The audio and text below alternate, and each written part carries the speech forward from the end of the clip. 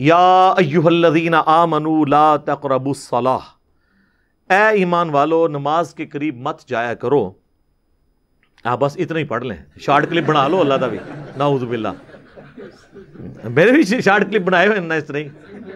اور وہ short clip جب میں اپنے خلاف دیکھتا ہوں نا، مجھے اپنے اوپر اتنا غصہ آتا ہے، یار یہ کیا بکواس کر رہے ہیں. تو میں سوچتا ہوں ایک عام آدمی بھی یہی سوچتا ہوگا کہ یار یہ کیا، بھائی پوری بات کریں تو پھر پتہ چل جائے گا وہ بات کیا ہو رہی ہے.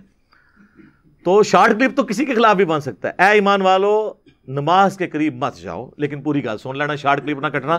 وَأَنْتُمْ سُكَارَىٰ، اس حال میں کہ تم نشے کی حالت میں ہو. اور ظاہر ہے کہ یہ آیت اس وقت کے لیے تھی جب اسلام نے ابھی شراب کے نشے کو مکمل طور پر حرام نہیں کیا تھا. شراب 3-4 سٹیجز میں حرام ہوئی ہے. اس کی فائنل حرمت آئی ہے سورۃ المائدہ میں جا کے، جہاں پہ اللہ تعالیٰ نے پھر دھمکی دی ہے کہ باز آتے ہو کہ نہیں. یہاں تک یہ تھا کہ نشہ اگر کوئی کر رہا ہے، چونکہ عرب کے لوگ پکے اس کی عادی تھے، ٹائم لگا چھوڑنے میں، تو ایٹ لیسٹ نماز کی حالت میں نہ جایا کرو. جب تک نشہ اترے نہ نماز نہ پڑھو. اس کی لاجک بتا دی کیوں. حتی تعلموا ما تقولون، یہاں تک کہ تمہیں یہ پتا چل جائے کہ تم کہہ رہے کیا ہو. یہ نہ ہو کہ تمہیں پتہ ہی نہ ہو اور تم کچھ کا کچھ پڑھ دو، قرآن کی آیات کو غلط ملت کر دو، اور تمہیں پتہ ہی نہیں تم اللہ کے سامنے کھڑے ہو، الٹا اپنے حق میں دعا کرنے کے بدعا کرنا شروع کر دو. اب ہمارے کئی حفاظ ہیں، ان بیچاروں کو قرآن کا ترجمہ تو نہیں آتا، وہ جناب اللہ کے نافرمانوں کی آیات پڑھتے جاتے ہیں، اینڈ پہ جا کے انہیں جنت کی بشارت سنا دیتے ہیں، بیچ میں سے وہ بھول جاتے ہیں. اور کبھی جنتیوں کا ذکر ہوتا ہے، اینڈ پہ جا کے ان کو جہنم میں پھینک آتے ہیں، کیونکہ انہیں ترجمہ تو آتا نہیں ہوتا. اور ورنہ اگر ترجمہ آتا ہو تو آپ ایمانداری سے بتائیں، جب وہ بندہ آیت پڑھ رہا ہوگا تو اسے خود رک جائے گا کہ یار یہ تو ذکر ہو رہا تھا اہل ایمان کا، تو یہ جہنم بیچ میں کہاں سے آ گئی. تو پتہ چل جاتا ہے اس کو، لیکن ترجمہ نہیں آتا. تو اللہ تعالیٰ بارہ جب تک تمہیں یہ پتہ نہ ہو تم کیا کہہ رہے ہو اس وقت تک. اچھا، اس میں اجتہاداً ایک مسئلہ یہ بھی نکلا کہ نمازی کو یہ پتہ ہونا چاہیے نماز کے دوران کہ وہ کیا کہہ رہا ہے. نشے سے باہر نکلے ہوئے بندے کو بھی پتہ ہونا چاہیے. عام حالت میں سب ہم لوگ نشے کے بغیر ہی پڑھ رہے ہیں نا نماز، لیکن اللہ تعالیٰ اس کی لاجک دے رہا ہے حتی تعلموا ما تقولون، تمہیں پتہ ہو تم کہہ رہے کیا ہو. تو اس کا مطلب ہے ایٹ لیسٹ نماز کا ترجمہ ہمیں آنا چاہیے، تاکہ ہم جب غور و تفکر کریں. کہتے ہیں نماز میں خیال بہت آتے ہیں، خیال آنے چاہیے نا، کیونکہ جو آپ بول رہے ہیں آپ کو اس طرف توجہ ہی نہیں، آپ کو پتہ ہی نہیں آپ کیا کہہ رہے ہیں، تو پھر ظاہر ہے ذہن میں پھر کوئی اور چیز تو داخل ہوگی نا. نماز کے علاوہ بھی کر لیں آپ کوئی کام ایسا جس میں آپ کو پتہ نہ ہو کہ آپ کیا کہہ رہے ہیں، تو خیال تو بیچ میں کئی ایک آئیں گے. ٹھیک ہے، جس طرح لوگ اپنا کام کرتے ہوئے گانا گنگنا رہے ہوتے ہیں، اس وقت ان کے گانے کی طرف توجہ نہیں ہوتی نہ اس کے اشعار کی طرف، اور پیرلل میں اپنا کام کر رہے ہوتے ہیں، دماغ میں کچھ اور بھی سوچ رہے ہوتے ہیں، وہ گنگنا ویسے رہے ہوتے ہیں. بس اسی طریقے سے نماز بھی لوگ ویسے پڑھ رہے ہوتے ہیں جب ترجمہ ہی نہیں پتہ ہوگا. تو اس آیت میں واضح حکم آ گیا کہ آپ کو یہ پتہ ہونا چاہیے. آج کی ڈیٹ میں تو نشہ ہے ہی حرام ہے، شراب کے اوپر بھی میری ویڈیوز ریکارڈ ہیں آلریڈی.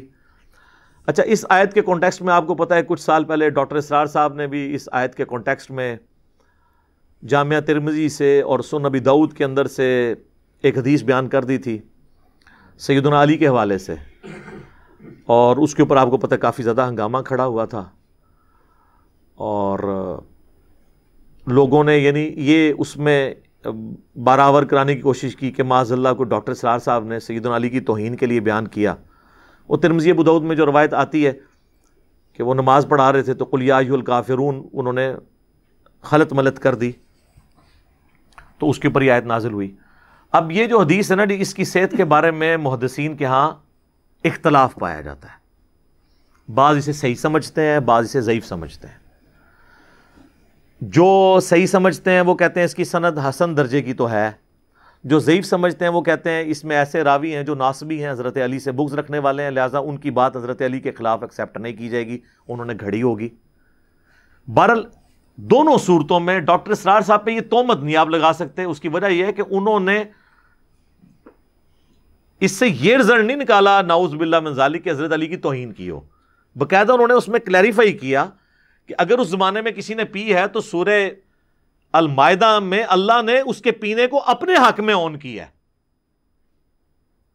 سورۃ المائدہ کے اندر اللہ تعالیٰ نے کہا کہ جو گزشتہ ہو چکا اس کے اوپر کوئی گرفت نہیں ہے، کیونکہ اس وقت بھی بعض لوگوں کے دماغ میں یہ بات آ گئی نا کہ یار ہم جو پہلے پیتے رہے ہیں تو اس میں کیا بنے گا، ہمارے تو کسی نے تو آج کے دور کا کوئی بندہ ہو تو وہ کہ تو ساڈے تے جینز ہی بھی وڑ گئی ہے، وہ کس طرح نکلے گی، ساڈے تے خون بھی وڑ گئی ہے تو وہ کس طرح نکلے گی؟ تو اللہ تعالیٰ نے وہ وہم نکال دیا کہ اگر اس زمانے میں کسی نے اس طرح کیا تھا نا تو اس کے اوپر پھر اس اعتبار سے کوئی گرفت نہیں ہوگی، کیونکہ ظاہر ہے اللہ تعالیٰ نے اس کے اوپر کوئی سختی فرمائی نہیں تھی. جب اللہ تعالیٰ نے سختی نہیں فرمائی تھی تو آپ اس کے حوالے سے کسی کو بلیم نہیں کر سکتے. اب ڈاکٹر اسرار صاحب کے حوالے سے جو ہے، میں یہاں پہ ٹائم تھوڑا رہ گیا ورنہ میں وہ آیات بھی تلاوت کرتا، میں اس کو اسکپ کرتا ہوں. سورۃ المائدہ میں آپ کو آیات مل جائیں گی. ڈاکٹر اسرار صاحب کے حوالے سے چونکہ کافی ہنگامہ اس وقت کھڑا ہوا تو بعض لوگوں نے ان کے اوپر یہ گرفت کی، تو میں نے اس وقت بھی جواب دیا تھا کہ اگر وہ اس روایت کو صحیح سمجھتے ہوئے بیان کر رہے ہیں تو اس سے کوئی حضرت علی کی تنقیص انہوں نے مراد نہیں لی ہے. اور پھر ڈاکٹر اسرار صاحب تسبیح فاطمہ والی حدیث جو بخاری مسلم میں ہے، 33 دفعہ سبحان اللہ، 33 دفعہ الحمدللہ، 34 دفعہ اللہ اکبر، وہ جب بھی حدیث بیان کرتے تھے تو وہ ان کی آنکھوں میں آنسو آ جاتے تھے. تو ان کی اہل بیت سے عقیدت تھی. تو اس طرح ایک واقعے کو اٹھا کے کسی شخص کی آپ علمی اختلاف تو کر سکتے ہیں، لیکن اس کے بارے میں یہ فتویٰ نہ لگائیں کہ یہ فارغ ہو گیا. آپ علمی اختلاف کریں اور اس کو قائل کریں کہ یہ یوں نہیں، یہ یوں ہے. جس طرح ڈاکٹر طاہر القادری صاحب نے پھر جواب دیا اس وقت، پھر مولانا اسحاق صاحب نے بھی جواب دیا تھا کہ یہ اس میں ناسبی راوی ہیں اور اس کو ایکسیپٹ نہیں کرنا چاہیے. بہرحال آج کی ڈیٹ میں قرآن کا یہ حکم بالکل واضح ہے کہ نشے کی حالت میں کوئی نماز نہ پڑھے، اور اس سے اجتہاداً یہ مسئلہ نکل سکتا ہے جو یہ الفاظ ہیں کہ جب تک تمہیں یہ پتہ ہی نہ ہو کہ تم کیا کہہ رہے ہو. اس کا یہ مطلب نہیں کہ جسے ترجمہ نہیں آتا اس کی نماز ہی نہیں ہوگی.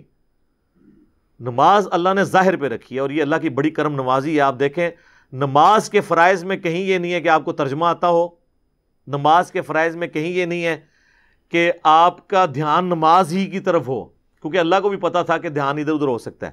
نماز کی جب بھی بات ہوتی ہے تو کیا جاتا ہے جی؟ وضو ہو، جگہ پاک ہو، کپڑے پاک ہوں، اللہ اکبر کہہ کے شروع کرنی ہے، قیام کرنا ہے، اس میں فاتحہ اور سورت ملانی ہے، پھر رکوع کرنا ہے، رکوع سے سیدھا کھڑا ہونا ہے، ہر رکعت میں 2 سجدے کرنے ہیں، 2 سجدوں کے درمیان بیٹھنا ہے، 2 رکعتوں کے بعد تشہد پڑھنی ہے اور 4 رکعتوں کے بعد تشہد پڑھ کے سلام پھیر دینا ہے. ہمیشہ نماز کے ظاہر کے اوپر بات ہوتی ہے. نماز کے فرائض بھی جو فقہاء نے لکھے نا جی، پہلا تکبیر تحریم ہے، دوسرا قیام ہے، تیسرا قرات ہے. کہیں آپ کو خشوع خضوع نماز میں توجہ ہونا، یہ آپ کو کسی فقہ کی کتاب میں نماز کے ارکان میں نہیں ملے گا.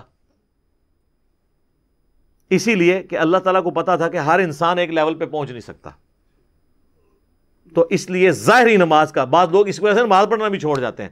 تو میں وہ کہہ رہا ہوں کہ یہ ایک ڈیوٹی ہے، آپ نے ڈیوٹی دینی ہی دینی ہے. جیسے ایک سیکیورٹی گارڈ ہے، وہ اگر کہیں پہ باہر گیٹ کے باہر کہیں نوکری کر رہا ہے اور اس کے دماغ میں اور خیالات چل رہے ہیں اور پیرلل میں اپنا کام بھی دیکھ رہا ہے، تو ہم یہ نہیں کہیں گے کہ اس کو اب تنخواہ نہیں ملنی ہے، کیونکہ ذہن کے اوپر مکمل طور پہ تو کسی کی بھی گرفت نہیں کی جا سکتی، کسی خاص حد تک ہی کوئی کر سکتا ہے. تو اس لیے اللہ تعالیٰ نے یہ بینیفٹ اس حوالے سے تو امت کو دیا ہے.